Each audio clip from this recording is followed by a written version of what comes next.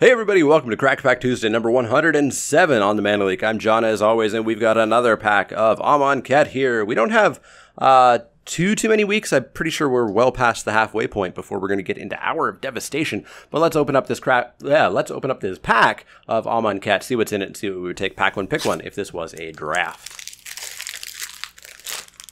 Up first is Cartouche of Knowledge. I like Cartouche of Knowledge. It waffles between second and third most powerful cartouche for me with the black one. One and a blue for an enchantment or a cartouche. Enchant creature you control. When Cartouche of Knowledge enters the battlefield, draw a card. Enchanted creature gets +1/+1 and flying. Replacing itself is fantastic. Giving flying is fantastic. I hope this pack isn't weak enough that we have to pick this for real, but it is good. Brute Strength is 1 and a red for an instant. Target creature gets +3/+1 and gains trample until end of turn. It's a combat trick. It's a good combat trick. I generally play this in most red decks. However, it is a very, very, very late pick. Up next is Benefaction of Ronus. Benefaction of Ronus is 2 and a green for a sorcery. Reveal the top 5 cards of your library. You may put a creature card and or an enchantment card from among them into your hand. Put the rest into the graveyard. I don't like this card basically ever. Even if I'm playing like 2 trials and 3 cartouches, I still don't think I would play this because at that point I'm playing 5 enchantments. I need creatures. This needs to be a creature. Yeah, Benefaction of Ronus, just not good. Certainly not a first pick. Wasteland Scorpion, 2 and a black for a creature scorpion. It's 2/2 with Death Touch, cycling for 2 generic mana. Totally fine. I love little Death Touchers in black. They're a creature that we typically always have. I prefer them to be 1 mana, maybe 2 mana, but 3 mana is totally fine as well. A 2/2 can actually attack a little bit. And cycling, if you need it, is cool, but this is a card that I don't think you should basically ever cycle. The only spot would be if you're up against blue-white flyers and nothing's coming at you on the ground. I don't think we'd first pick this card, hopefully. It might come back, we'll have to see. Electrify, however, is a card that we can first pick, and it's frequently in the frame for most of these packs. 3 and a red for an instant. Electrify deals 4 damage to target creature. Good removal is good removal. Those Who Serve, 2 and a white, is a creature's zombie. It's a 2/4, and that's it. Really efficient. I'm used to paying 4 mana for a 2/4. So 3 mana for a 2/4 is nice. It's a zombie, which means that it's hopefully a 3/5, maybe even a 4/6 in the zombie deck. Triggers other stuff. Totally fine. It's not aggressive is the big issue. So if you are not, or if you are leaning into an aggressive deck, you're certainly not going to be playing Those Who Serve. But you're going to know when you want this. And even in the decks that are going to want this, it's a late pick. Slitherblade is terrible. Single blue mana for a creature Naga Rogue. It's 1/2. It can't be blocked. That may sound awesome, but it doesn't work out that way. Having a 20-turn clock is a little bit too slow for this format. This format frequently ends on turn 5 or turn 6. So Slitherblade just is not going to get there. If you load this up with stuff, you're just begging for it to be electrified or bounced or etc. So totally out on Slitherblade. Gift of Paradise is 2 and a green for an enchantment or enchant land. When Gift of Paradise enters the battlefield, you gain 3 life. I always forget about that line. Enchanted land has tap, add 2 of any color to your mana pool. Gift of Paradise is a fine way to splash. We talked about this a week or 2 ago. Evolving Wilds is the best way to splash. Shefet Monitor is probably better than this. And then maybe this is better than a Wash for Cultivator. But it's a late pick, and you certainly don't play this unless you're planning on splashing or desperately looking for ramp. But ramp really falls off at 3 mana.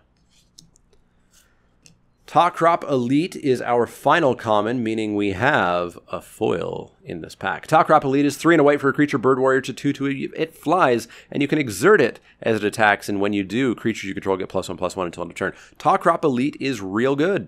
It's real good. I like it quite a bit. It's very much like Dawnfeather Eagle, not quite as powerful, but yeah, you'll always play these in most white decks, especially if they're going wide. Probably not a first pick in most packs. I'd feel real bad if I had to take it. Let's keep it in frame for now, because who knows what will happen. Faith of the Devoted is our next card. Faith of the Devoted is 2 and a black for an enchantment at uncommon. Whenever you cycle or discard a card, you may pay 1 generic mana. If you do, each opponent loses 2 life, and you gain 2 life. I like this quite a bit. I have yet to play with it. I've seen people play with it, and it's certainly a really good cycling payoff. It's not Drakehaven, for sure, but a lot of people looked at this and said, it's terrible, and it's really not. It can represent some incredibly large life swings, and basically you must deal with this issue that's happening to you very quickly. I like Faith of the Devoted. I'd strongly consider first picking it here simply because I haven't played with it yet, because I think it is powerful, and I think it does direct us right into a deck. Gate to the Afterlife is not a card we're going to first pick. 3 generic mana for an artifact. Whenever a non-token creature you control dies, you gain 1 life. Then you may draw a card. If you do, discard a card to get to loot. And then there's Flavor Text, which does not matter until Hour of Devotion comes out. Yeah, this card's bad. It's real bad. Paying 3 mana and a card to loot and gain a life when a creature dies is just bad. Bad, bad, bad. Our final uncommon is Decimator Beetle, 3 black-green for a 4/5. When it enters the battlefield, you have to put a -1/-1 counter on target creature, maybe even it, and that would suck, getting a 3/4 for 5. But then the second it attacks, you take a counter off of something you control and put one onto an opponent's creature. Decimator Beetle is just really, really, really good. It does not compete with Top Crop Elite. We can get that out of there right now. Our rare is Never to Return. Never is 1 black, destroy target creature or planeswalker. Return is 3 and a black, exile target card from a graveyard, create a 2/2 black zombie creature token. Unconditional removal is unconditional removal, even at sorcery speed. This is a very strong first pick, and as cool as Faith is, I think we're going to have to kick that out of frame. Our foil is an angel. Not the good one, though. It's Seraph of the Suns. 5 white for a creature angel, flying indestructible 4/4. Meh. It's so expensive. There's no cycling. You're probably not ramping in white. This card's just really bad. It's really bad. Yeah, I see people say, but I resolved it and it won me the game because my opponent couldn't kill it. Cool. How many games did you lose where you didn't get the 7 mana and get to cast this card? Not great. All right, so we've got some decisions here. We've got Electrify, Never. The return part's neither here nor there. It's really the Never we're looking at. And Decimator Beetle. I think the pick is just Never. It's unconditional 3 mana removal, which beats Electrify, even though it's instant speed. And Decimator Beetle, well good, puts us into 2 color combination while this keeps us open. So Never seems to be the pick for me here. Let me know what you'd have taken out of this pack. Would have been Never to Return, would have been the Beetle, the Electrify. Do you like the Seraph of the Suns? Let me know in the comments down below. As always, if you have any questions, comments, or suggestions, you can find me on Twitter at TheManaLeak. That's L-E-E-K, like the vegetable, not the card. You can also find me at Facebook.com/TheManaLeak, Twitch.tv/TheManaLeak, and Patreon.com/TheManaLeak, where you can join the army of backers I have there who are working their way towards earning one of these playmats. Some of whom already have it. There's a playmat as far away as Poland right now. So if you want to check that out, be sure to go over there and check that out.